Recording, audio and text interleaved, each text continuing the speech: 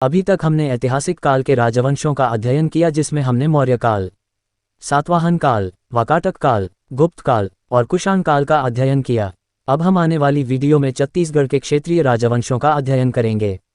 इस वीडियो में हम छत्तीसगढ़ के क्षेत्रीय राजवंशों का एक ओवरव्यू देखेंगे कि आगे हमें कौन कौन से राजवंशों का अध्ययन करना है। तो चलिए शुरू करते हैं। छत्तीसगढ़ के प्राचीन राजवंश या क्षेत्रीय राजवंश। पहला है शरभपुरीय वंश, जिनकी राजधानी थी सारंगढ़। इनका शासनकाल 5वीं से 6वीं सदी मानी जाती है। दूसरा है मैकल के पांडु वंश या सोमवंश। इनकी राजधानी थी अमरकंटक। इन्होंने 5वीं सदी में शासन किया। तीसरा है सिरपुर के पांडुवंश या सोमवंश। इनकी राजधानी सिरपुर थी। इनका शासनकाल 6वीं से 7वीं सदी थी। चौथा है राजर्षितुल्य कुल वंश। इनकी राजधानी आरंग थी। इनका शासनकाल 5वीं से 6वीं सदी थी। ये छत्तीसगढ़ के पहले राजवंश माने जाते हैं। पांचवा है पर्वत द्वारक वंश। इनकी राजधानी थी गरियाबंद। इन्होंने 5वीं से 6वीं सदी में शासन किया था। छठवा है नल वंश। इनकी राजधानी थी बस्तर। इन्होंने 5वीं से 12वीं सदी तक शासन किया था। सातवां है बाण वंश। इनकी राजधानी थी पाली। इन्होंने 9वीं सदी में शासन किया।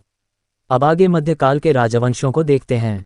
देखिए, मध्यकालीन इतिहास। इसमें पहला है कलचुरी वंश, जिनकी 2 शाखा थी। एक है रतनपुर के कलचुरी, जिन्होंने 1000 ईस्वी से 1741 ईस्वी तक शासन किया।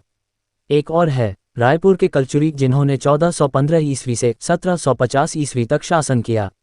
अब दूसरा है फनी नाग वंश। इनकी राजधानी कवर्धा थी। तीसरा है कांकेर के सोमवंश।